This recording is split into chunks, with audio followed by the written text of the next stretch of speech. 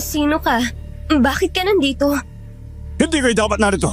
Umalis na kayo sa lugar nito bago pa mahuli ang lahat. Anong ibig sabihin nito, pare? Bakit mo to nagawa sa amin?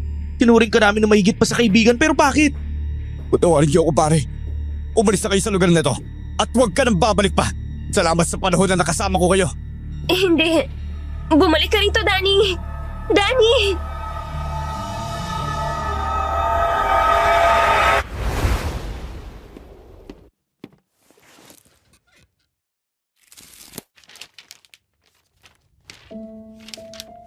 Isang mapagpalang araw sa iyo, Madam Venus. Tawagin niyo na lamang ako sa pangalang Amelia. Hindi ko ito tunay na pangalan. Maging ang mga lugar na babanggitin ko, para na rin sa pribadong dahilan. Isa din po akong masugid ninyong tagapakinig, kaya naisipan ko na ikwento ang aking naging karanasan noong minsang dumalo kami sa isang albularyo sa Visayas. Third year college ako nang mangyari ang nakakakilabot na karanasan kong ito, kasama ang kaibigan kong si Rohan. Nagkaroon kami ng thesis noon para sa gagawin naming pananaliksik patungkol sa mga halamang gamot. Nagkataon din na isa palang albularyo ang ama sa isa pa naming kaibigan na tawagin na lang natin sa pangalang Danny. Inimbita kami ni Danny sa kanilang lugar sa Visayas. Maliban pa sa aming gagawing pananaliksik, ibinida din kasi nito na marami umanong mga magagandang lugar na pwede naming puntahan. Kaya hindi na kami nagdalawang isip pa na bumisita sa kanilang lugar. Pero ang hindi namin alam, ito pala ang maglalagay sa amin sa matinding kapahamakan na mapasa hanggang ngayon ay hindi ko pa rin makakalimutan.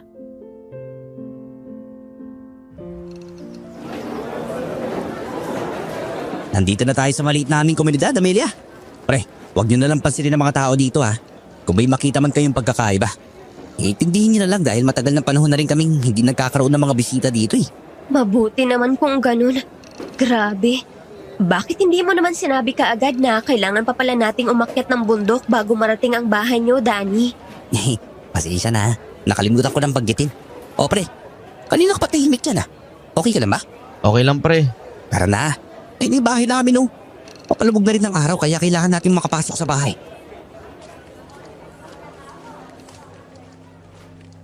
Nauna nang naglakad si Danny sa amin. Agad naman kaming sumunod dahil bigla akong kinalabutan nang makita ang mga taong nagsilabasa na sa kanilang mga kabahayan at pinagmamasdan kami habang may matamis na ngiti sa mga labi. Hindi ko tuloy matukoy kung natutuwa ba sila sa pagdating namin o may iba pang kahulugan ng mga ngiting yun. Sa tansya ko, nasa mahigit 10 mga kabahayan ang nandito at puro gawa sa mga tabla ang bahay, habang ang bubong naman ay gawa sa kugon. O, nandito na tayo. Hindi ba nakakahiya, Danny? Ano ko ba naman, Amelia? Huwag na kayo mahiya. O, pasok na kayo. Ay, wala na yata si nanay at tatay dito ha. Baka mamayang gabi pa sila uwi. At saka kung may mapapansin man kayo sa nanay ko, hayaan niyo na lang ha. Tahimik kasi talaga nanay ko eh. Ano ka ba? Hindi mo na kailangan pa magpaliwanag sa amin, Danny. Mas mabuti na yung alam niyo na. Baka kasi bigla kayo mag-isip ng kung ano-ano eh. Napapailing na lang ako at kaagad na rin kaming pumasok sa loob ng bahay ng kaibigan namin. Hindi naman ito kalakihan at gawa din sa maninipis na tabla. Pero hindi doon napukaw ang atensyon ko, kung hindi doon sa mga taong nasa labas ng bahay na nakasunod pala sa amin habang may nakakalokong ngiti pa rin sa mga labi. Yaan niyo na sila. Isara niyo na lang ang pintuan. Sumunod kayo sa akin, sa kwarto. Para makapagpahinga na kayo. Nasaan na pala yung mga magulang mo? Baka may ginamot pare. Alam niyo naman, naalbularyo sila, hindi ba? Kapag kasi hindi makakalakad ang kanilang mga ginamot, sila mismo ang dadayo sa bahay. Ganun ba?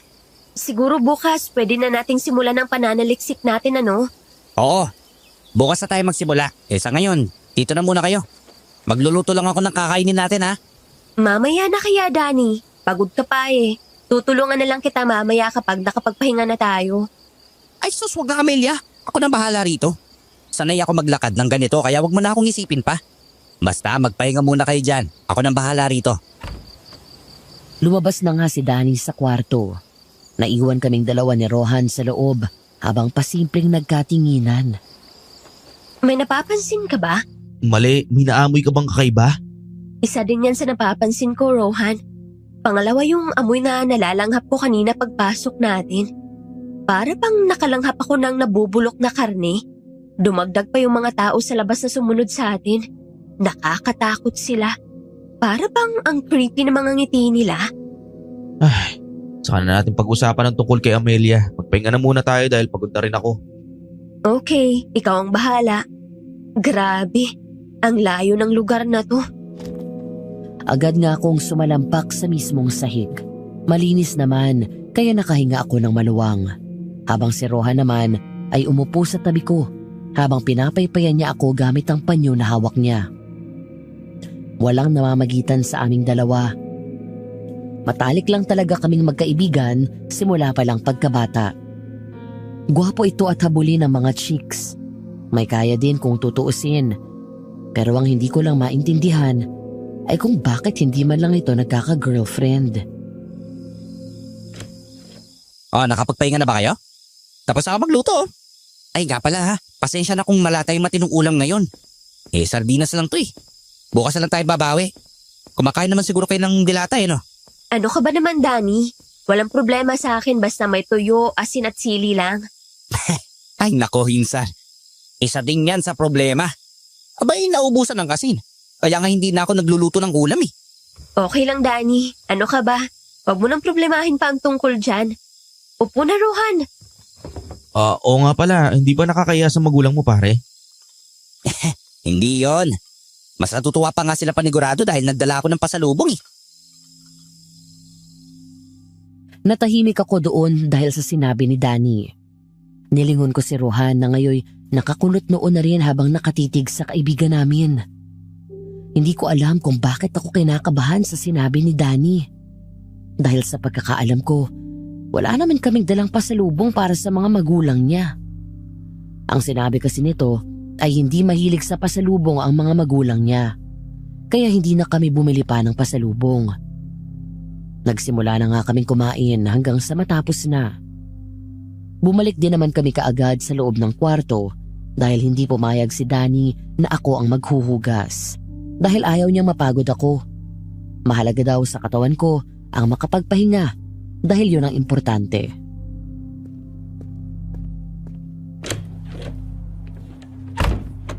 Wala ka bang napapansin kay Danny, Rohan? Huwag ka na nga mag-isip ng kung ano-ano dyan.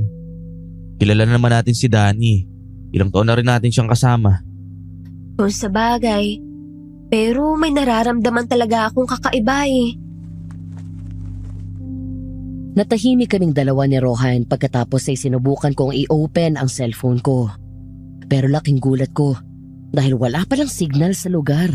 Maging ang cellphone ni Rohan ay wala din, kaya bigla kong nag-alala. O yan, maayos ang higaan ninyo. Uy, pasensya na talaga ha. Dahil ang silid lang na to, ang pwede ninyong gamitin. Sa kabila naman silid ng mga magulang ko. Baka sa sala na lang ako matutulog nito. Magpahinga na muna kayo ha. Bukas na tayo babawi at magkukwentuhan. Wala namang problema kung magkatabi kami ni Rohan eh. Sanay na rin ako, no? Siya nga pala, gabi na masyado ah. Hindi pa umuwi ang mga magulang mo. Huwag din nang isipin yun. Sanay na ang mga magulang ko sa ganito, no?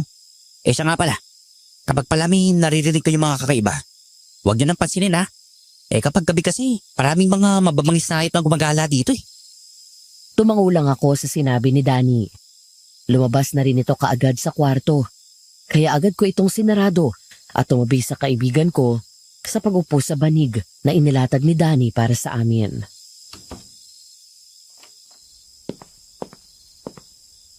Nilak mo ba yung pinto? Oo naman. Kahit nakikituloy lang tayo, hindi naman pwede na may manood sa atin habang natutulog tayo, ano? Saka ayoko yung bigla-bigla na lang may pumapasok sa silid ko habang natutulog ako.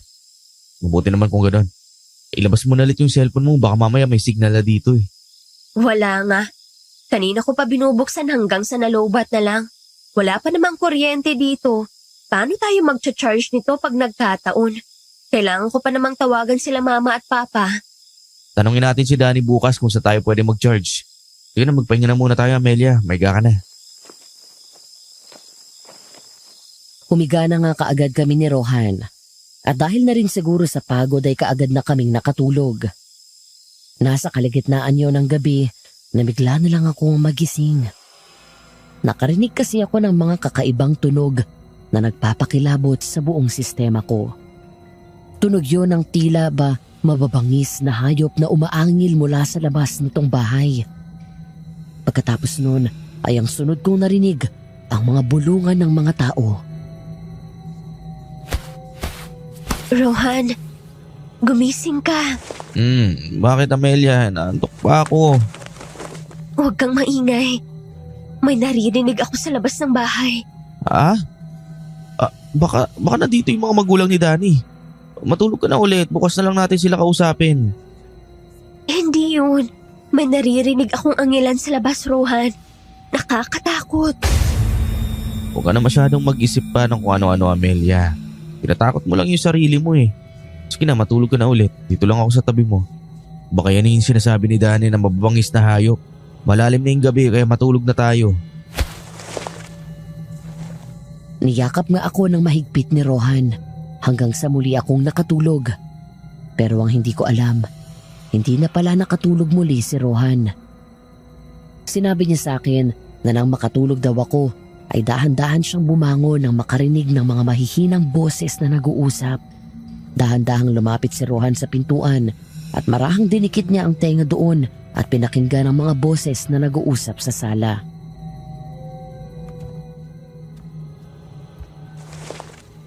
Nagtagumpay ako, Naitay. May dala akong mga pasalubong sa pag-uwi ko. Siguro naman tiwala na kayo sa akin ngayon.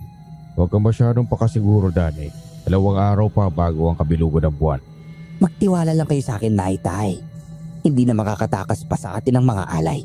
Sigurado naman ako na wala pang naging karanasan ng isang yon.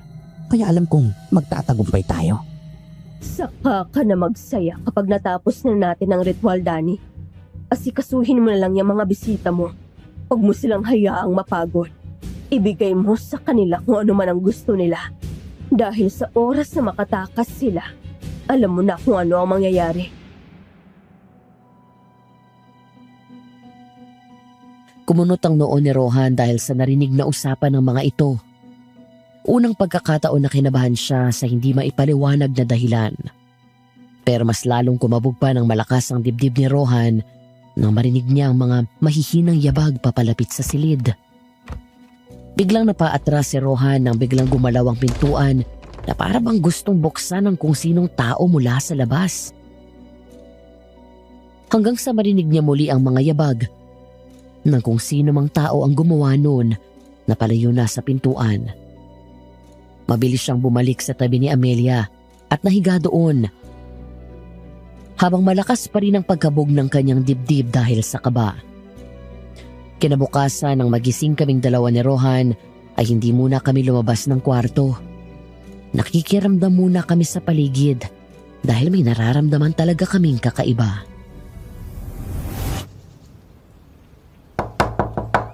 Pre, Amalia! Gising na ba kayo? Oh pre, sandali lang ha. Nagbibihis pa kasi sa Amelia eh. Lalabas na rin kami pare. Sige pre ha. Mamaya pagkatapos sa ating kumain, ipapasyal ko kayo sa mga magagandang lugar dito.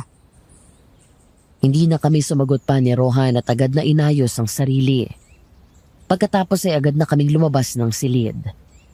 Agad kaming dumiretso sa kusina at doon naabutan namin si Danny kasama ang mga magulang nito habang nakaupo na. Agad kaming lumapit sa mga ito at bumati. Magandang umaga ho sa inyo. Ako nga ho pala si Amelia. Matalik po akong kaibigan ni Danny. Ako naman ho si Rohan. Maraming salamat po sa pagpayag ninyo na manatili muna kami dito kahit 2 araw lang. Walang ano man yun. Hindi kayo nagkamali na dito kayo manaliksik. Kasi siguro kung marami kayong matututunan. Kaya nga ho eh.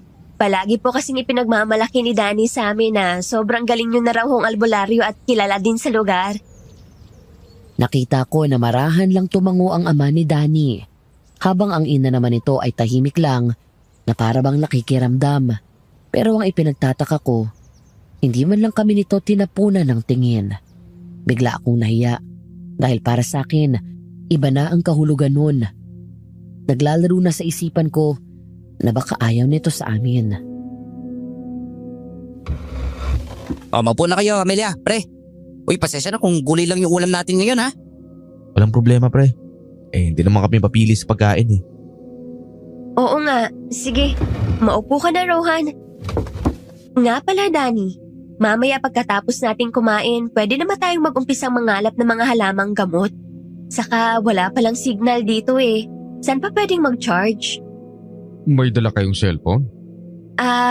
Opo. Kaso wala hong signal. Tapos lowbat pa. Baka nag-aalala na rin po kasi ang mga magulang ko ngayon dahil kahapon ko pa sila hindi nakakausap. Hindi na sumagot pa ang ama ni Danny. Kaya kumain na rin kami kahit medyo nawiwirduhan ako sa kanyang ina na tahimik lang sa tabi ng asawa nito habang kumakain. Pero may kakaiba akong napansin sa ginang. Nakakataas balahibo kasi ang bawat pagsulyap nito ng pailalim sa aming dalawa ni Rohan. Ay nako, pagpasensya nyo na si Nanay Magda, ha? Hindi kasi sanay si Nanay na magkaroon kami ng bisita eh. Tsaka hindi talaga siya palakibo. Humingi ng paumanhin si Danny sa amin ni Rohan pagkatapos naming kumain. Nasa labas kami ng bahay nila ngayon habang pinagmamasdan ang buong kapaligiran. Ngayon ko lang napagtanto na nasa pinakagitna pala kami ng gubat. Wala rin akong nakikitang mga tao mula sa labas ng mga kabahayan. Oh, okay lang pre, nakakahiya nga eh. Tsaka di ba albularyo sila? Pwede ba namin makita yung mga halamang gamot saka yung mga langis na ginagamit saka yung mga medalyon? Ay naku, pasensya na pare. Hindi pwedeng makita ng kahit na sino ang mga kagamitan ni tatay eh. Alam mo na, isa yun sa mga pinagbabawal eh. Hindi pwede. Paano tayo gagawa ng project kung hindi rin naman natin makikita ang mga halamang gamot ng tatay mo, Danny? Basta relax, Amalia. Marami tayong makikita mga halamang gamot mamaya sa gubat. Kaya maganda na tayo. Ipapasyal ko na kayo ngayon sa mga magagandang lugar dito sa amin. Doon ako napapangiti dahil sa pananabik na makaligo sa talon. Hindi na agad kami nagtagal pa at kaagad na umalis ng bahay. Sinubukan ko pa sanang magpaalam kay Aling Magda pero bigla na akong napaatras nang bigla ako nitong titigan ng makahulugan. Biglang nanginig ang buong katawan ko nang makita ang nakakakilabot nitong pagngisi. Maraming salamat sa ibinigay mong alay sa amin, Panginoon. Po? Ano pong sinasabi niyo, Aling Magda? Pwede ba kitang amuyin, Iha? Kahit nasa malayo ako'y naaamoy ko pa rin ang mahalimuyak mong bango. Nakakatakam. Biglang nanlaki ang mga mata ko nang bigla siyang lumapit sa akin. Kaya mabilis akong tumalikod at halos madapa na sa sobrang pagmamadaling makalabas ng bahay. Hanggang sa bigla ko nalang mabunggo si Rohan na may pagtataka sa mga matang inaalalayan ako sa pagtayo dahil mutik na akong matumba. Oh, anong nangyari sa'yo? Bakit ka nanginginig? Uuwi na kaya tayo, Rohan? Nakakatakot dito. Nakakatakot ang nanay ni Danny. Bakit? Anong ginawa niya sa'yo? May nangyari ba? Nasaan si Danny? Akala ko ba aalis na tayo? May pinuntahan saglit. Babalik din niya maya-maya. Pero teka, ano bang nangyayari sa'yo? Hindi agad ako nakasagot sa tanong ni Rohan sa akin.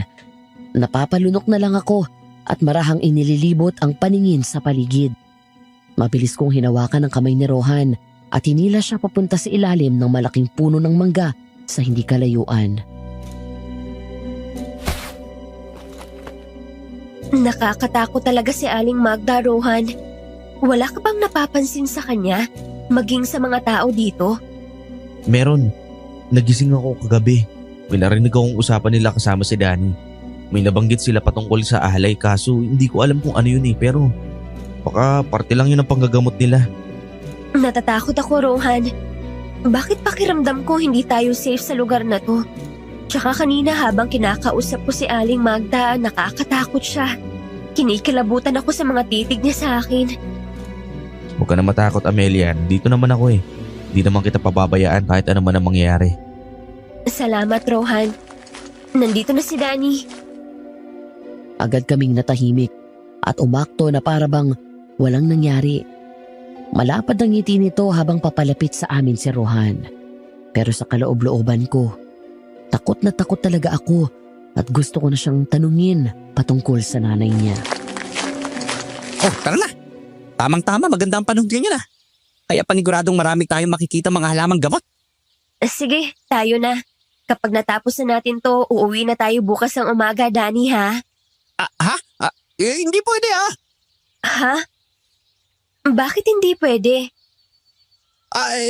Uwi na kayo agad. Hindi ba gusto ninyong maglibot-libot sa lugar namin? Uy, pre, ikaw. Gusto mo na rin ba umuwi? Huwag mo sabihin natatakot kayo sa mga magulang ko. Bakit naman kami matatakot? Nag-aalala lang kami kasi hindi kami nakakatawag sa bahay. Oo nga. Tsaka hindi ka ba babalik? May klase pa tayo sa susunod na linggo, Kailangan na rin nating maipasa ang thesis na to. May babalik naman siyempre, kaya lang. Gusto ko sanang maglaan ng panahon para sa mga magulang ko Alam niyo naman na higit na 1 taon din ako nawala rito, di ba? At saka 3 araw lang naman ang hilingin ko sa inyo Huwag kayo maglala. Hindi ba? Sinabi na ni Papa na siya ang bahala sa mga cellphone natin. Hindi agad kami nakapagsalita ni Rohan. Saglit pa kaming nagkatitigan pero kalaunan ay napabuntong hininga na rin. Naintindihan naman namin ang punto ni Danny pero ang takot na nararamdaman ko ay hindi ko na kaya pa. Sige pre, so tara na. Agad na nga kaming naglakad papasok sa gubat. Pero bago yun, nadaanan muli namin ang iba pang mga kabahayan. Bigla na namang nabuhay ang takot na nararamdaman ko nang makita ko ang iilang mga tao doon na para bang ngayon lang talaga sila nakakita ng mga tao maliban sa kanila. Nakangiti naman sila habang nakamasid sa amin. Yung iba, nakadungaw pa sa mga bintana habang pilit kaming sinisilip. Kaya hindi ko maiwasan na mapakapit sa braso ni Rohan. Huwag niyo na silang pansinin. Ganito talaga ang mga tao dito. Pero ang totoo, natutuwa talaga sila pag may dumadayo rito. Bakit naman, Danny? Dapat nga matakot pa sila. Dahil paano na lang kaya kung magkaroon kayo ng dayo dito, tapos nagkataon na masama pala? Di mapapahama kayo. Hindi niyo kasi naiintindihan, pero may iba nga ako. Naniniwala ba kayo sa mga aswang? Aswang? Sa panahon ngayon wala nang maniniwala sa aswang, Danny. Tsaka hindi naman ako naniniwala na nag-i-exist sila Kwento-kwento lang yan para gawing panakot sa mga bata. What if? Totoo pala sila. Tapos nagkataon na may aswang pala dito. O tama na yan guys, saan ba punta natin? Bakit tayo napadpad dito sa nagtataas ang puno? Wala namang ibang mga kabahayan dito maliban sa mga kapitbahay nyo pre? Wala na pre. Pribado kasi ang lugar na to. Walang basta-basta makakapasok dito dahil delikado. Bakit naman delikado? May mga mababangis bang hayop dito? Hindi lang yan. May mas ibabangis pa dyan, no? Kaya umiilag ang mga tao sa bundok na to. Isa pa, pagbabayari na namin ang lugar na to Bahagya akong naguguluhan dahil sa pinagsasabi ni Danny. Dumagdag pa ang napapansin ko sa kanyang kakaiba. Pero ipinagwalang bahala ko na yun dahil ang pinagtuunan ko na lang ng pansin ay yung sinabi ni Danny tungkol sa mga aswang. Laking syudad ako, kaya hindi ako basta-bastang naniniwala sa mga sabi-sabi. Kahit nakaramdam na ako ng takot, ay ipinagpatuloy pa rin namin ang aming paglalakad papasok sa pinakamasukal na gubat. Oh, mag-iingat ka. Maraming makamandag na hayop dito. Baka mamaya makagat ka pa. Oo, ikaw din. Tsaka, Danny, di ba pwede namang mamingwit? Mamingwit na lang kaya tayo para may pang-ulam tayo mamaya pag uwi natin. Uy, pwede naman. Pero hindi tayo nakapagdala ng mga gamit. Bukas na lang siguro, Amelia.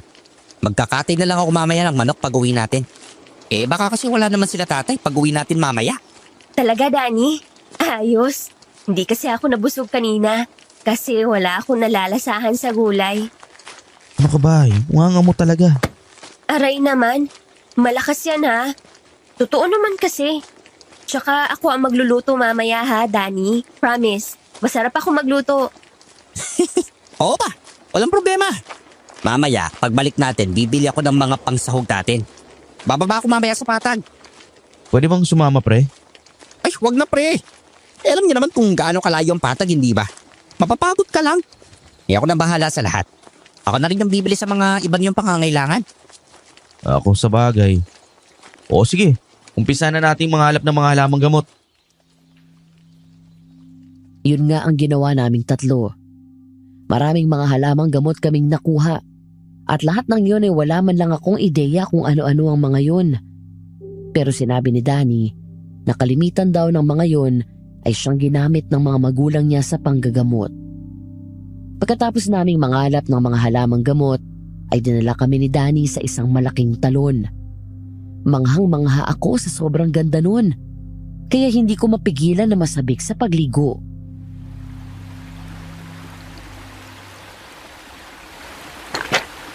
Uy, gusto niyo maligo, di ba? Maligo na kayo. Ako naman, gagala muna. Namimiss ko na kasi mga aso eh. O, yung malay natin. May matsyempo na kung mga hayop dito. Pwede, may pangdagdag na tayo ng ulam bukas. Sasama ako pre. Ay, wag na pre. Walang kasama dito si Amelia. Mag-enjoy na lang kayo rito. Mamaya, pagbalik ko, uuwi naman agad tayo eh. Pero delikado, Danny. Mag-isa ka pa naman. Basta wag niyo na akong isipin, kaya ko sarili ko. Maligo na kayo dyan hanggat magsawa kayo. Dahil paniguradong hindi na mauulit pa to. Sige na pre. Ha?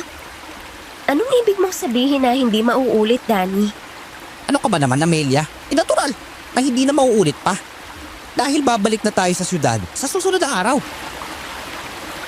Napatungo na lang ako dahil sa sinabi ni Danny.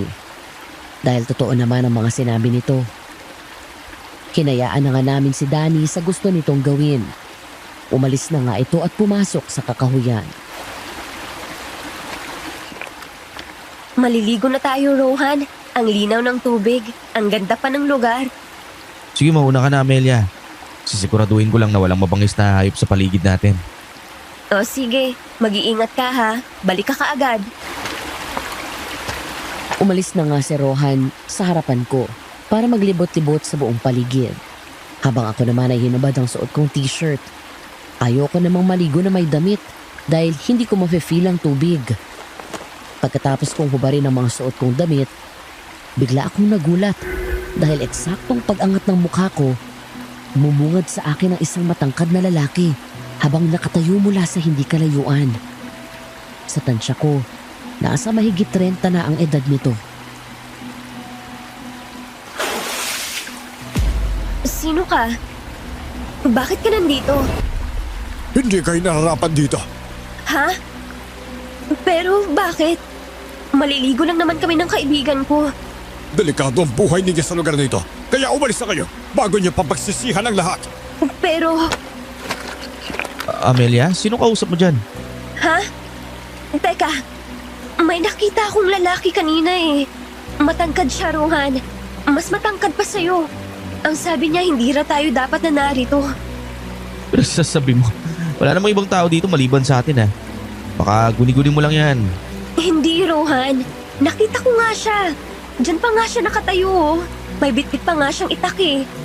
Uuwi na lang kaya tayo. Natatakot na ako. Hanapin na lang kaya natin si Danny. Ang sabi niya pa, delikado lang ang buhay natin dito. Maliligo ka pa diba? Saka baka guni-guni mo lang yan dahil kung ano-ano na lang yung mga iniisip mo. Ayoko na. Aalis na tayo dito. Sandali, magbibihis muna ako. Agad kong isinuot ang mga damit ko pabalik habang palingalinga sa buong paligid. Pilit kong hinahanap ang lalaki na kanina ko lang nakita. Hindi naman nakakatakot ang itsura nito. Pero nakakatakot pa rin dahil may iba pa pala tao maliban sa amin. At pangalawa, paano kung bigla na lang kaming itakin ng lalaki? Mamamatay kami na walang kalaban-laban.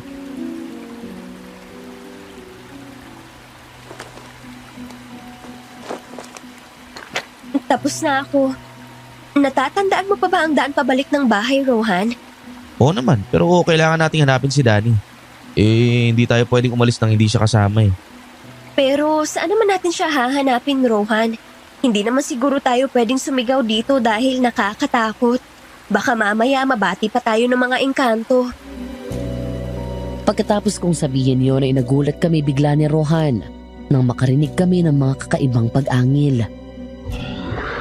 Napakapit ako ng mahigpit sa braso ng kaibigan ko habang nagpalingalinga sa buong paligid.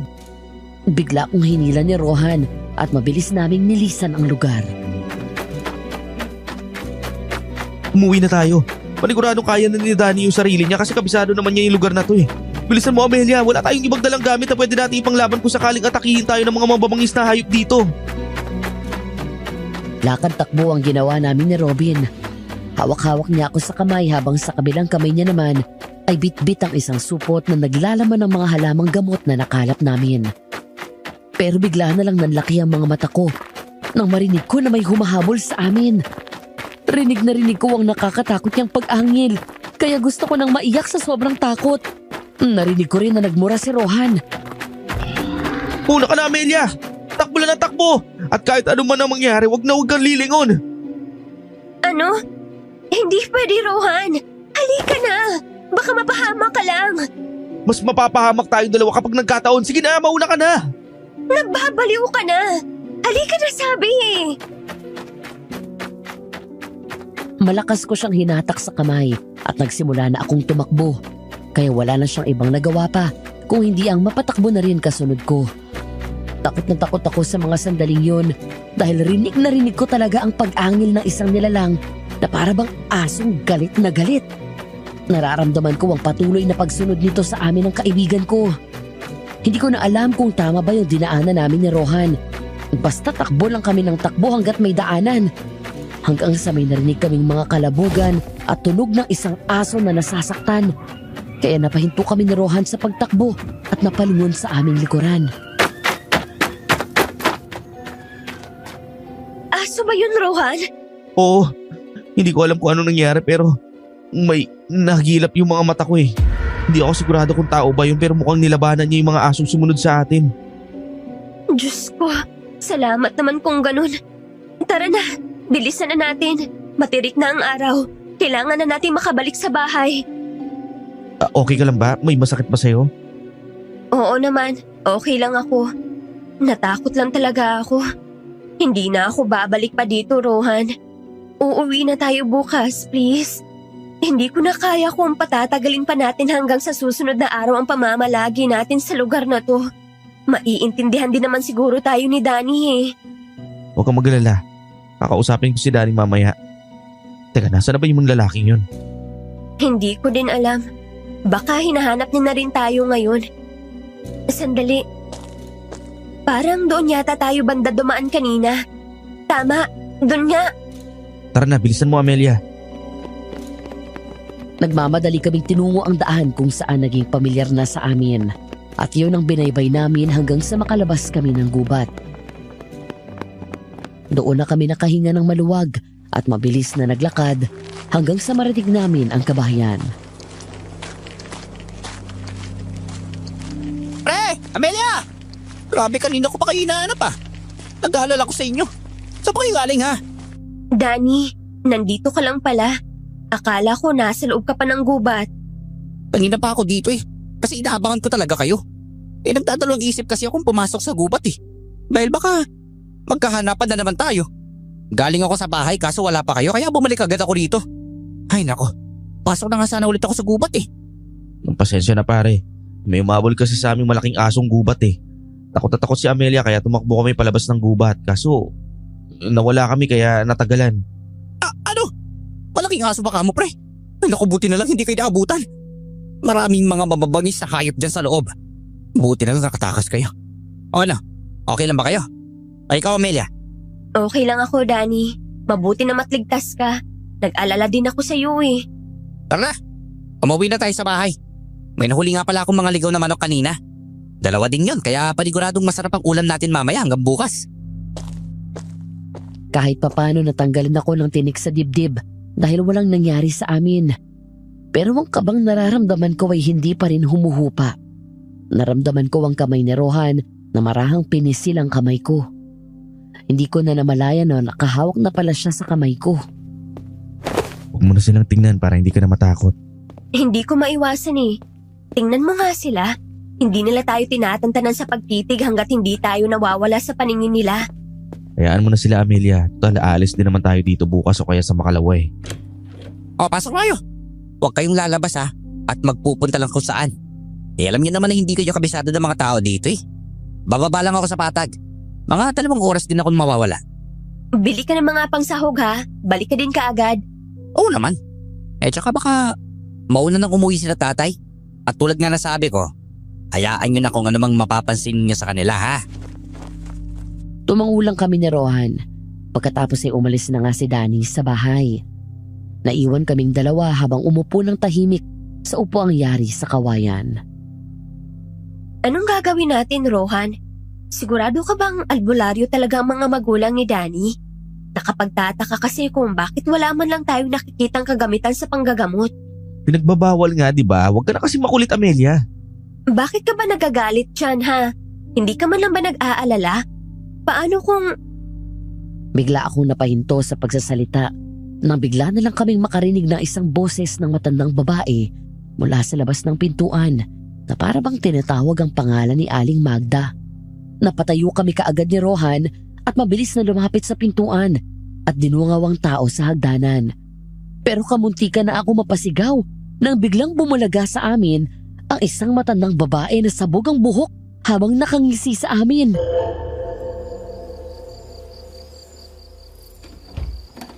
Magandang tanghali mga bata. Nandyan ba si Magda? Wala po, Lola. Umalis ho ng bahay kaninang umaga kasama si Mang Berting. Ganon ba? Pwede niyo ba akong papasukin kahit saglit lang? Pasensya na po, Lola.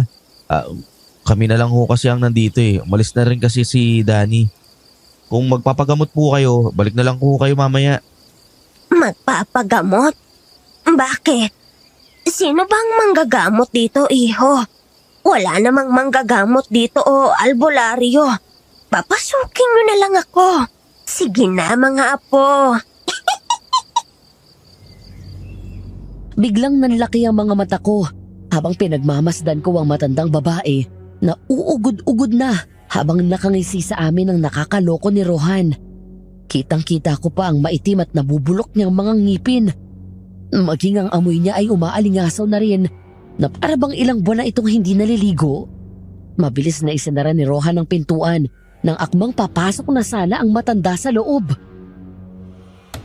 Diyos ko, anong gagawin natin? Minahon ka lang, Amelia. Baka dahil sa katandaan niya lang kaya kung ano-ano na yung mga pinagsasabi niya eh. Pero narinig mo bang sinabi niya kanina? Wala naman daw manggagamot dito eh.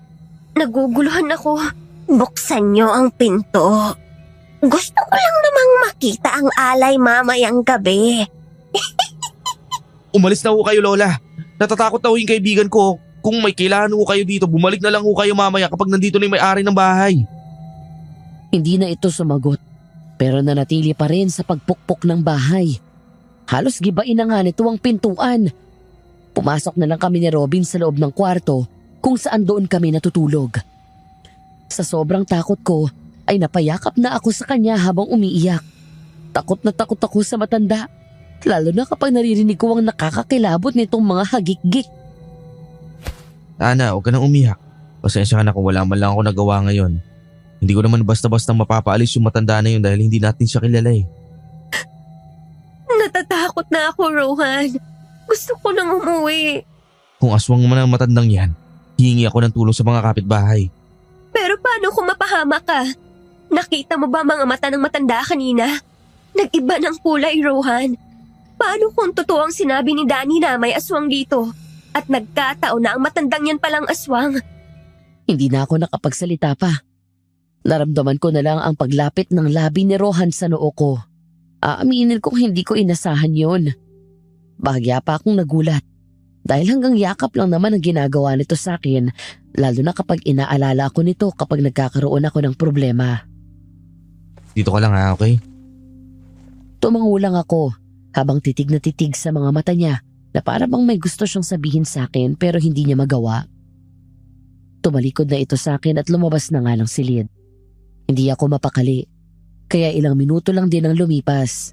Naisipan kong sundan si Rohan. Paglabas ko sa kwarto ay nakita ko siya na nakasilip sa isang maliit na giwang sa bintana, kaya lumapit ako sa kanya. Nandyan pa ba siya? Wala na. May biglang dumating na lalaki. Biglang natakot yung matanda kaya agad na lang umalis. Pero ang pinagtataka ko lang, bakit ang bilis tumakbo ng matanda na yon? Hindi na aayon sa edad niya yung kilos niya. Sinong lalaki? Andyan pa ba siya? Pasilip ako. Mabilis akong sumilip sa giwang, pero nagulat ako dahil bumulaga sa paningin ko ang isang lalaki na nakatayo sa ilalim ng malaking puno ng mangga. Nakita ko na diretso itong nakatingin sa bahay. Pero hindi lang ako doon nagulat. Nakilala ko kasi agad ang lalaki. Siya din ang lalaking nakita ko kanina sa may talon.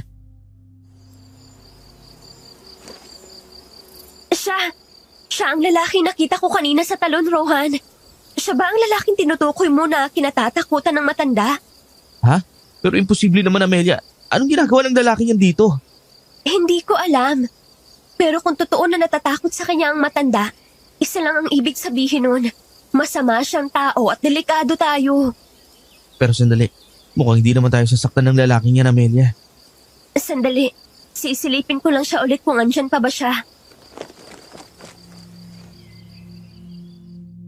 Agad akong sumilip sa labas, pero nagulat ako dahil hindi ko na mahagilap ang lalaking yun. Mabilis akong lumapit sa pintuan at binuksan iyon. Tirik naman ang araw kaya okay lang. Pero gayon na lang ang pagkagulat ko dahil biglang bumulaga sa amin ang lalaki na nakatayo na sa mismong pintuan. Sino ka? Anong kailangan mo sa amin? Anong kailangan mo sa amin? Umalis na kayo sa bahay na ito hanggat may oras pa kung gusto niyo makauwi ng buhay. Ano? Anong ibig mo sabihin? Sino ka ba? Hindi niyo na kailangan pang malaman kung sino ako. Nandito lang ako para balaan kayo. Paparating na sila at may kasama sila mga bisita. Kabilugan na ng buwan mamayang gabi. Ha? Ano bang ibig mong sabihin? Bakit manganganib ang buhay namin? Dahil po ganito na mga aswang. Aswang ang taong pinagkakatiwalaan ninyo. Kaya bago pa kayo gawing alay mamayang gabi, umalis na kayo ngayong din mismo. Biglang nanlaki ang mga mata ko dahil sa narinig ko. Kasabay nun ay ang pagkabog ng malakas ng dibdib ko dahil sa ipinaghalong kaba at takot. Pero imposible. Mga albularyo sila. May albularyo bang mga aswang? At naniwala naman kayo. Ito ang ipapayo ko sa inyo. Umalis na kayo ngayon din mismo. Hanggat wala pa sa inyo ang atensyon ng mag-asawang asbo na yon. Pero si Danny, hindi siya aswang, hindi ba? Matalik namin siyang kaibigan eh. Kaya imposible. Huwag kayong basta-basta magtitiwala sa mga tao na kakasalamuhan ninyo. Isa si Danny sa pinakamalakas sa aswang sa lugar na ito. At kapag nagtagumpay ang kanilang binabalak mamayang gabi, siya na ang mamumuno sa lugar na ito. At maraming mga taong madadamay. Kaya sige na, lumabas na kayo dyan. Sumama na lang kayo sa akin. Hindi. Paano kami magtitiwala sa iyo? Hindi ka naman namin kilala. Ikaw din mismo ang nagsabi na hindi kami basta-basta magtitiwala. Wala na tayong oras. Paparating na sila. Hindi ko hilingin ang tiwala ninyo. Ang sa akin lang ay mailigtas ang buhay ninyo. Pero Hindi ko kayo pipilitin. Pero sa oras na may mangyari sa inyong masama mamayang gabi, hindi ko na kayo matutulungan pa. Bigla itong tumalikod sa amin, kaya bigla akong kinabahan. Lalo pa nang magsimula na itong humakbang palayo. Mabuti na lang dahil medyo distansya ang bahay nila Danny sa iba pang mga kabahayan. Ang bahay kasi nila Danny ay nasa pinakadulo. At ang unahan nito ay ang mga nagtataas ang mga malalaking kahoy na. Sandali. Sasama kami ni Amelia. Pero Rohan, Makinig ka, Amelia. Narinig ko kagabi yung usapan nila Danny at naging usapan nila patungkol sa alay. May nabanggit silang ganun. Saka hindi ka ba nagtataka kung bakit walang asin dito? Saka yung mga tao. Kaya tayo sasama sa kanya. Mukhang hindi naman siya masama eh. Hindi ako masamang tao. Hindi ko rin may papangako sa inyo na magiging ligtas talaga kayo sa poder ko. Pero gagawin kong lahat. Huwag lang kayong maging alay mamayang gabi. Kaya tayo na! sandali. Ang mga gamit, kailangan ko munang kunin. Wala na tayong oras. Paparating na sila. Kaya tayo na, bago pa mahuling lahat. Dahil sa takot na nararamdaman, ay mabilis kaming lumabas ng bahay ni Rohan. Agad kaming sumunod sa lalaki sa paglalakad. Sa kabilang banda kami dumaan. Walang daanan doon, kaya nakasiksik na lang kami sa mga nagyayabungang mga halaman papasok muli sa gubat. Bilisan natin ang paglalakad. Nararamdaman ko na ang presensya nila. Kapag nalaman nila na wala kayo sa bahay, tiyak na magkakagulo mga yon. Teka, paano mo naman nalaman na aswang na nakatira dito sa lugar na to? Wala na tayong panahon para sa paliwanagan. Bilisan niyo na lang ang mga kilos ninyo. O ito, suotin niyo yan. Proteksyon yan para kung sakaling maabutan tayo ng mga nilalang, ay hindi agad nila tayo malalapitan. Anong klaseng kwintas po ito? Huwag na maraming tanong. Isuot nyo na yan. Bilisan ninyo. Medyo distansya pa dito ang bahay ko. Kaya kailangan natin magbadali. Dahil sa sinabi ng lalaki ay napilitan kaming tumakbo kahit maraming mga matutulis na halaman kaming nadadaanan. May pagkakataon pa nga na nasasagi ang balat ko sa mga matutulis na bagay. Pero ininda ko ang mga yon dahil mas nanaigang takot na nararamdaman ko. Lakad-takbo na rin ang ginawa ng lalaki. At dahil nga sa malaking tao ito'y kinakailangan pa naming habulin ni Rohan. Hawak kamay kaming sumunod sa lalaki hanggang sa marating namin ang isang maliit na sapa. Binaybay namin iyon paakyat. Pagod na ako noon at gusto ko nang maiyak. Pero wala akong magagawa dahil sa oras na magreklamo ako, palagi ding sinasabi ng lalaki na magpahinga umano ako at magpaiwan para gawing pulutan ng mga aswang. Nandito na tayo. Bilisan niyo. Pumasok kayo sa kuweba. Kuweba? Anong gagawin natin sa kuweba? Diyan ako nakatira, kaya pasok na. Mukhang naaamoy nila kung saan ko kayong dinala. Paparating na sila. Huwag kayong mag-alala. Hindi sila basta-bastang makakapasok dito. Dahil puno ng pangontra ang paligid itong kuweba. Tayo na, Amelia, bilisan mo. Akmang papasok na sana kami sa kuweba ng kapwa kami magulat dahil bigla kong narinig ang boses ni Danny habang tinatawag ang pangalan namin ni Rohan. Mabilis kaming napalingon at sa pagkagulat ko ay agad akong napakapit kay Rohan. Si Danny kasi nakatayo sa unahan namin habang may madilim na mukha. Kasama nito ang iilan pang mga kalalakihan. Hoy! Anong ginagawa niyo, Amelia? Pre, bumalik na tayo sa bahay. Ba't pa kayo nandito? Hindi ba't sinabi ko sa inyo na huwag kayong alis sa bahay? Anong ibig sabihin nito, pre? Anong pinagsasabi mo, pre? Bakit kayo sumama sa lalaking yan? Hindi niyo ba alam na mapapahamak lang kayo sa kanya? Hindi niyo siya kilala. Kaya tayo na. Naghihintay na ang mga magulang ko sa inyo sa bahay. Hindi mo na makukuha pa sa akin ang dalawang ito, Danny. Tama ng kalimonyohan ninyo.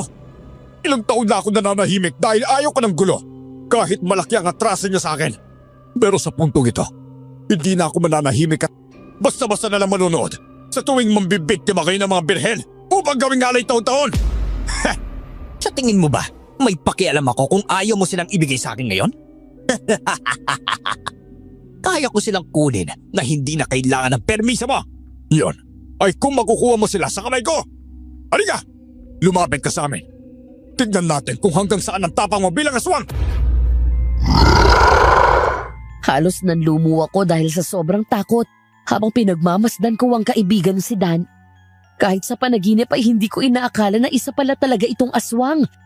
Napasigaw ako sa pagkagulat at takot nang bigla siyang umangil na para bang isang asong galit na galit. At doon ko nasaksihan ang totoong pagkatao niya nang makita ko ang napakapangit nitong itsura. Nakakatakot, nakakakilabot. Bigla itong dumapa sa lupa at akmang lulundagan kami. Kaya napasigaw ako at napayakap ng mahigpit kay Rohan. Pero nahagip ng mga mata ko ang lalaking nagligtas sa amin nang bahagyan itong itinaas ang kamay at bumigkas ng mga katagang hindi ko maiintindihan. Ang kasunod kong narinig ay ang malakas na paghihiyaw ni Danny at ng iba pa nitong mga kasamahan. Isang iglap lang ay bigla na lang nagsilundagan ang mga ito papalayo sa amin. Doon ako napaluhod sa lupa habang umiiyak dahil sa takot. Buhatin mo niya kasama mo. Kailangan natin makapasok sa loob ng kuweba. Hapon na, kaya delikado tayo rito. Paano nangyaring isang aswang palang kaibigan natin, Rohan? Hindi ko alam. Kaya huminahon ka na muna dyan. Tayo na, kailangan na natin pumasok sa loob. Mauna na kayo. Dahil kailangan ko pang isarado ng mabuti ang kuweba. Maraming salamat. Sumunod ka kagad sa amin, ha? Oo, susunod ako. Isasara ko lang itong bato. Baybayin niyo lang ang daan hanggang sa makarating kayo sa pinakagitna nitong kuweba. Nandoon ang lahat ng mga kagamitan ninyo. Doon muna kayo. Nakita kong tinunguan lang ni Rohan ang lalaki. Pagkatapos ay nagsimula na itong maglakad habang kalong-kalong ako. Naawa naman ako sa kanya, kaya bumaba na ako at naglakad. Anong gagawin natin, Rohan? Paano tayo makakaalis sa lugar na to? Kakausapin natin siya mamaya. Tatanungin natin kung pwede ba tayo makaalis sa lugar na to. Hayop na, Danny. Aswang palang walang hiya. Pinapaniwala pa tayo na isa siyang mabait na kaibigan. Albularyo pala, ha? Buti na lang nakaalis tayo agad. Dahil kung hindi, paniguradong wala na tayong pag-asa makabalik ng buhay sa syudad. Binilisan na namin ang aming paglalakad hanggang sa marating namin ang sinabi nung lalaki kanina. Agad kong iginala ang aking paningin at namangha sa mga kagamitan na aking nakita sa buong paligid. Mga lamesang bato at mga upuang bato ang naroroon. Sakto din sa kagamitan gaya ng mga kaldero, kalan at termos. At sa kabila naman, naaninag namin ni Rohan ang isang maliit na mesa na puno ng mga maliliit na bote at naglalaman ng mga langis. Ano yan, Rohan? Bakit may mga langis dito? Teka, hindi kayo ang lalaking yun? Ang totoong albularyo? Pero, imposible, Rohan. Hindi ako albularyo. May alam lang ako sa panggagamot dahil isang albularyo ang ina ko. Sa kanya ko natutunan ng mga bagay dito. Kung ganun, ano ka po ba? Tsaka ano pong pangalan niyo, kuya? Ako si Nolan. Nag-iisa na lang ako sa buhay. Dito na ako nakatira simula pa ng pagkabata. Isa akong antingero. Ako ang sumunod sa yapak ng tatay ko nang mamatay siya. Antingero? Teka, ano naman yun? Maupo muna kayo. Magpahinga muna tayo dahil gagamutin ko lang ang masugat niya. Dahil sa sinabi ni Kuya Nolan ay napatingin ako sa aking katawan. Doon ko napagtanto na marami nga akong mga sugat na natamo sa braso, maging sa binti ko. Maging si Rohan ay nagtamo din ng mga sugat sa braso. Ang antingero ay siyang lumalaban sa mga aswang, lalo na sa espiritual na pamamaraan. Kaya namin silang labanan dahil may mga orasyon kaming alam na siyang kinatatakutan ng mga nilalang sa dilim. Totoo po ba talaga ang mga ganyan, Kuya Nolan? Hindi ba't nasaksiyan niyo kanina na may mga aswang na nabubuhay dito sa mundo? Totoo ang gaya ko. Isang antingero at madunugis ang ama ko noong kapanahunan. Habang ang ina ko naman ay isang albularyo. Kaya na mamatay sila, ako nang sumunod sa mga yapak nila. Kung ganun, bakit hindi ka umalis sa lugar na to, Kuya Nolan? Alam mo naman na maraming aswang dito, di ba? Kahit sabihin na nating marunong ka po makipaglaban sa kanila, pero nanganganib pa rin po ang buhay ninyo dito. Tama po si Amelia, Kuya Nolan. Saka may paraan din po ba para makaalis kami sa lugar na to? Matutulungan niyo po bang makauwi kami sa amin? Matutulungan ko kayo. Basta sundin niyo lang ang inuutos ko sa inyo. Sa ngayon dumito na muna kayo. Palalampasin natin ang gabing ito. Tiyak na hindi sila magtatagumpay sa gagawin nilang ritual mamaya dahil nandito na kayo sa poder ko. Maraming salamat po sa pagtulong niyo sa amin, Kuya Nolan. Siguro kung hindi pa kayo dumating, tsak na hindi ko na makikita pang mga magulang ko. Bukas ng umaga, susubukan natin bumaba sa patag. Hindi basta-basta makakasunod ang mga asbo na yon dahil mga tao na ang nakatira sa lugar na yon. Pinangahawakan namin ang sinabi ni Kuya Nolan. Pagkatapos niya kaming gamutin ay nagpahinga na muna kami.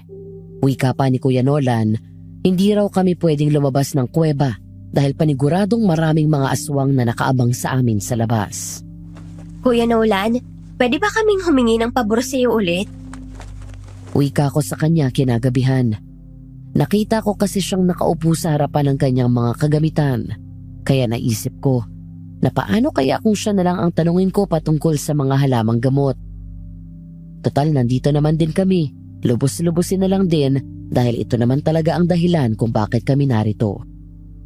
Umupo ako sa tabi ni Kuya Nolan habang pinagmamasdan ang ginagawa niya. Naglalagay siya ng kung anumang klaseng mga halaman sa maliit na bote na naglalaman ng mga langis. Bakit gasing ka pa dyan? Ang totoo, kaya kami napadpad dito dahil may ginagawa kaming pananaliksik patungkol sa aming thesis. Kailangan naming pag-aralan ng mga halamang gamot. Nagkataon naman na sinabi ni Danny sa amin na albularyo daw ang kanyang ama. Kaya kami sumama sa kanya dito. Pero wala tayong mga gamit dito. Bukas na lang kapag nasa patag na tayo. Pero, paano po kami makakauwi ng syudad? Naiwan po sa bahay ni Danny ang mga gamit namin. Pati cellphone namin ni Rohan kinuha ng tatay niya. Ganun ba? Huwag kayong mag-alala. Ako na bahala dyan. May maliit pa naman akong ipon dito Tamang-tama din naman siguro ito na makauwi na kayo ng syudad. Dahil sa tuwa ko ay bigla ko na lang nayakap si Kuya Nolan. Naramdaman ko ang pagkagulat niya sa ginawa ko. Pero anong magagawa ko kung natutuwa lang ako dahil sa kabutihang taglay niya sa amin. Kalaunan din ay napangiti ako ng hilaw at dahan-dahan siyang binitawan. Pasensya po, kuya. Natutuwa lang po talaga ako. Maraming salamat po in advance. Walang problema sa akin. Sige na, matulog ka na doon. Magbabantay lang ako dito. Dahil baka maglakas loob ang mga asbo na yun napasukin ang teritoryo ko. Opo, kuya. Kayo rin po. Magpahinga din kayo. Babalik na ako sa kaibigan ko. Ngumiti lang si Kuya Nolan sa akin at bahagyang tumango. Ako naman ay bumalik sa isang maliit na silid na gawa rin sa bato. Pero nagulat ako dahil naabutan ko doon si Rohan na nakaupo sa isang tila na nakalatag na bato. Seryoso lang ang mukha nito habang may malalim na iniisip. Kaya nilapitan ko siya at tinabihan. Okay ka lang ba? Bakit ka nagising? Anong ginagawa mo sa labas? Nagising kasi ako bigla eh. Tapos nakita ko si Kuya Nolan sa labas habang inayos ang mga gamit niya sa panggagamot. Humingi na rin ako sa kanya ng pabor na kung maaari, siya na lang ang magturo sa atin sa gagawin nating thesis. Pumayag siya, Rohan. Mukhang masaya ka nga eh. Aba, syempre naman. Ito kayang dahilan kaya tayo narito. Tsaka ang sabi niya pa, bibigyan niya raw tayo ng pamasahe kapag nakarating na tayo ng patag bukas. Ang bait niya, di ba, Rohan? Double points niya sa akin dahil mabait na. Gwapo pa. Gusto mo nga siya. Oo, crush ko nga siya eh. Pwede doon ka na sa kanya. Teka nga lang, galit ka ba? Hindi, ba't naman ako magagalit? Galit ka eh. Naiinis pa nga oh.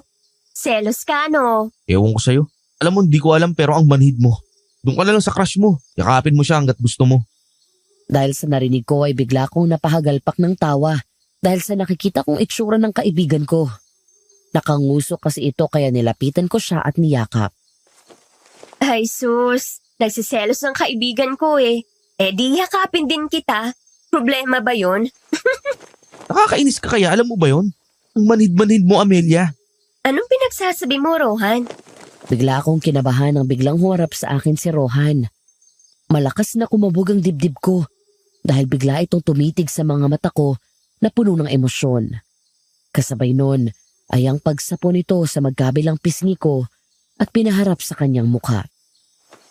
Gaano ka ba kamanhid para malaman mo na nagsiselos ako? Nakikita ko kung paano mo yakapin si Kuya Nolan. Oo na, nagsiselos ako, Amelia. Gustong gusto kitang hilain papalayo sa kanya. Ayaw kong makita na may kayakap ka ang ibang lalaki maliban sa akin. Naiintindihan mo ba ako? Napanganga ako dahil sa narinig ko. Hindi ko inaasahan na sasabihin yun sa akin ni Rohan. Ang lalaking lihim ko ring tinatanaw mula sa malayo. Ang lalaking siyang minahal ko simula pa lang sa pagkabata namin. Ayoko lang umamin sa kanya ng totoo dahil natatakot ako na baka lalayo ang loob niya sa akin. May gusto ka sa akin, Rohan? Mali ka. Mahal kita, Amelia. Matagal na panahon na. Ikaw nga yung dahilan kung bakit nawalan ako ng interes sa ibang mga babae. At naiinis ako kapag hindi mo binibigyan ng pansin yung pagpapapansin ko sa'yo. Bigla akong natawa sa mga nakikitang itsura ni Rohan. Dahil na rin siguro sa tuwa at galak, ay kaagad ko siyang niyakap ng sobrang higpit. Sira, mahal din kita. Kaya huwag ka na magdrama pa dyan. Patas lang tayo, no? Noon pa kita mahal, Rohan. Talaga? O, mahal mo rin ako? Oo nga sabi eh. Nakakatawa, no? Saka mo lang naisipang magtapat sa akin ng totoong nararamdaman mo ngayong nasa panganib na ang buhay natin. Sisiguraduhin ko makakalis tayo sa lugar na to, Amelia. Malaki ang tiwala ko kay Kuya Nolan. Kung maaari ay tutulong din ako sa pakikipaglaban sa mga aswang na yun. Pero natatakot ako, Rohan. Magtiwala ka lang. Alam mo naman na isang pulis ang kapatid ko, di ba? Ilang beses niya na rin ako sinama sa training noon, kaya kahit papano may alam din ako sa pakikipaglaban. Doon na ako natahimik at niyakap muli si Rohan. Naramdaman ko ang pagyakap niya sa akin pabalik, hanggang sa maramdaman ko na lang ang mukha niya napapalapit sa akin. Kasunod nun ay naramdaman ko ang mga halik niya na magaan ko namang tinugon. Dumating pa ang ilang mga oras. Kapwa na kami nakahiga ni Rohan habang nakaunan ako sa braso niya. Napapangiti ako habang nararamdaman ang mga daliri niyang nilalaro-laro ang buhok ko. Kaya agad akong dinalaw ng antok. Hanggang sa nagising na lang ako bigla na wala na pala si Rohan sa tabi ko. Bigla akong ginapangan ng matinding takot sa dibdib. Kaya agad akong bumangon at hinanap si Rohan. Pero paglabas ko ay nakita ko silang dalawa ni Kuya Nolan habang naghahanda ng mga kagamitan. Kaya lumapit ako sa kanila. Anong oras na? Bakit gising pa kayo? Gising ka na pala. Gutom ka na ba? May niluto kaming kamote dyan. Kumain ka muna ha. Madaling araw na kaya alis na rin tayo sa ilang minuto. Kumain ka na muna, Amelia. Humigop ka na rin ng kape para mainitan ng sikmura mo. Kailangan natin ng lakas mamaya dahil paniguradong makakasagupa natin ang mga asbo. Kayo po ba tapos nang kumain? Tapos na kami. Sige na, kumain ka na doon. Alis na rin tayo.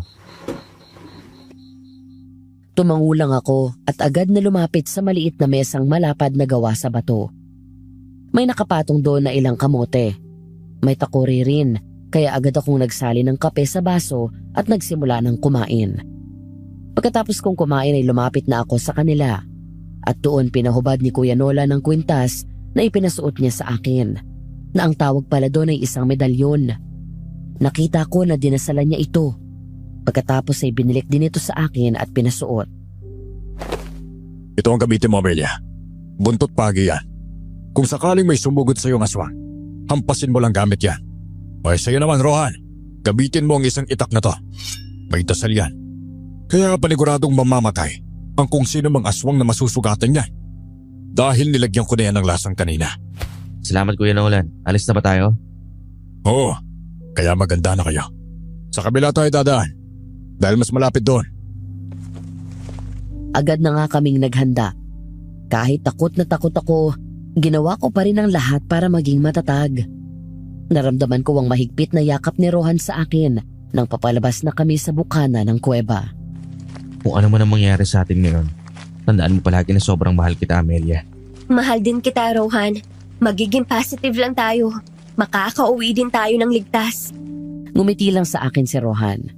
Pagkatapos ay agad na kaming lumabas sa kuweba. Lakad takbo ang ginawa namin habang nakikiramdam sa buong paligid. Nakaramdam pa ako ng sobrang saya dahil wala man lang kaming nakasagupang mga aswang hanggang sa marating namin ang paanan ng bundok. Pero ang sayang naramdaman ko ay biglang naglaho nang mapansin ko ang paghinto ni Kuya Nolan sa paglalakad. Habang si Rohan naman ay narinig ko ang malakas niyang pagmura. Kaya agad akong napatingin sa unahan. At doon, nanlambot ang mga tuhod ko dahil sa aking nakita. Nakatayo kasi doon si Aling Magda at Mang Berting habang may nakakatakot na itsura. Sa likuran naman ng mga ito ay may nakatayong iilang mga aswang. Maliwanag na, kaya kitang-kita ko ang mahaba nilang mga kuko na para bang handa na kaming sunggaban. Akala niyo ba makakatakas kayo sa amin? Nagkakamali kayo! At sa tingin nyo ba, hahayaan ko rin kayong sakta ng mga batang ito? Dadaan muna kayo sa mga kamay ko, mga animal kayo! Huwag kang mangialam dito, Nolan. Kung ayaw mong igaya ka namin sa mga magulang mo. Huwag mo akong igaya sa mga magulang ko. Dahil kung hindi ka nila napatay, pues ako ang gagawa nun para sa kanila. Ilang taon na ba ako nagtitiis, nagpalakas, para kapag dumating ang panahon na makaharap ko kayo sa ganitong paraan, ay madali ko na kayo mapapatay. Biglang nanlaki ang mga mata ko nang makita ang biglang pagsugod ng mga magulang ni Danny papunta sa gawin namin. Agad akong hinila ni Rohan para protektahan, habang si Kuya Nolan naman ay naghanda sa ginawang pagsugod ng mag-asawang aswang. Huwag kang lalayo sa akin, Amelia. Oo, Diyos ko. Rohan, may aswang sa likuran natin. Tumapa ka! Akin ang buntot pagi, Amelia! Agad nga akong dumapa sa lupa, habang ang bitbit ko namang buntot pagi ay kinuha ni Rohan sa kamay ko. Kitang-kita ko kung paano hatawin ni Rohan ang aswang sa bitbit nitong itak. Halos masuka ako dahil sa nakita kong malaking sugat sa katawan ng aswang nang tumama sa tiyan nito. Kitang-kita ko pa kung paano bumulwak ang mga laman loob ng aswang, kaya naiiyak na ako sa sobrang takot. Ipinikit ko na lang ang mga mata ko habang pinakikinggan ang mga kalabugan at angilan sa buong paligid ko. Iyak lang ako ng iyak hanggang sa huminto na ang ingay. Pero laking gulat ko nang marinig ko ang boses ni Danny. Kaya mabilis akong bumangon at hinanap siya ng mga mata ko. Pre, patawarin niyo ako. Hindi ko intensyon na dalhin kayo rito. O ito na yung mga gamit ninyo. Sinadya ko talagang dalhin yan dahil alam ko nandyan ang pera ninyo eh. Amelia, I'm sorry. Hindi ko sinasadya. Patawad, pre. Paano mo nagawa to sa amin, pre? Parang kapatid na ang turing ko sa'yo, alam mo ba yon? Higit pa sa kapatid ang turing ko sa'yo kaya ako nga nagawa ang mga bagay na to eh. Dahil hindi ko na kaya mga ginawa nila sa akin. Gusto ko lang naman magiging sa normal na kagaya ninyo eh. Pero wala akong nagawa. Dahil sila ang batas. Papatayin nila ako kung hindi ko susundin ang gusto nila. Kaya sige na. Umalis na kayo rito. Ako na ang bahala sa sarili ko. Salamat sa mga panahon na nakasama ko kayo ha. Kuya Belia, patawarin mo ako ulit. Paalam ba? Danny! Hindi! Bumalik ka rito! Sasama ka ba sa amin sa syudad, diba? Danny!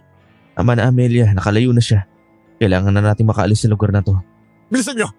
Bago pa dumating ang ibang mga asbo! Kahit naguguluhan na ako, ay pinilit ko pa rin ang sarili ko sa pagtayo. Kinuha namin ang mga gamit na dala ni Danny. Nanginig pa ako sa sobrang takot nang makita ko ang nakahandusay na katawan ng mag-asawang aswang. Agad na kaming naglakad palabas sa paanan ng bundok. Pagdating namin sa mataong lugar, ay pinagtitinginan kami ng mga tao dahil sa dugong nasa damit ni Rohan at Kuya Nolan. Maraming nag-usisa sa amin kung anong nangyari. Si Kuya Nolan na ang nagpapaliwanag sa mga ito at doon ko lang napagtanto. Nakilala pala si Kuya Nolan sa patag. Agad kaming nagbihis kahit wala na ako sa sarili ko dahil ang isipan ko ay lumilipad kay Danny. Gusto kong maiyak pero walang luha na gustong lumabas sa mga mata ko. O ito na yung impormasyon na gusto ninyo malaman. Mag-iingat kayo sa biyahe ha. At pakiusap, wag na kayong babalik pa sa lugar na ito. Maraming salamat po, Kuya Nolan. Tatanawin po namin ni Amelia na malaking utang na loob ito. Masaya ako na ligtas na kayo. Mamumuhay sana kayo na matiwasay. At huwag kayong magpasalamat sa akin ha. Doon kayo magpasalamat sa kaibigan ninyo. O sige na, mag-iingat na kayo. Sa huling pagkakataon ay niyakap ko si Kuya Nolan bago kami sumakay ng bus. At nang magsimula ng umandar ang bus, hindi ko sinasadyang mapatingin sa labas ng bintana. At doon ako natigilan nang makita ko si Danny na nakatayo habang may malungkot na mga matang nakatingin sa amin. Kumakaway ito at bumigkas ng kapatawaran. Doon ako napahugulgol ng iyak sa bisig ni Rohan. Lalo pa nang malaman ko ang totoo na si Danny pala ang pumatay sa sarili niyang mga magulang para mailigtas kami. Iyon kasi ang kwento sa akin ni Rohan. Noong nangyari kasi ang labanan, bigla na lang sumulpot si Danny at ito mismo ang pumaslang sa mga magulang nito. Ligtas po kaming nakauwi sa amin at sa ngayon po ay kasal na kami ni Rohan at may 3 mga anak na. At patungkol naman kay Danny, wala na kaming balita pa sa kanya hanggang ngayon. At kung may pagkakataon man na makita ko siyang muli, patatawarin ko siya at pasasalamatan dahil sa ginawa niyang pagtulong sa amin. Maging si Kuya Nolan na siyang tumulong sa amin ay wala na rin kaming balita. Hanggang dito na lang po ang aking kwento. Maraming salamat po sa pakikinig. Nagmamahal, Amelia.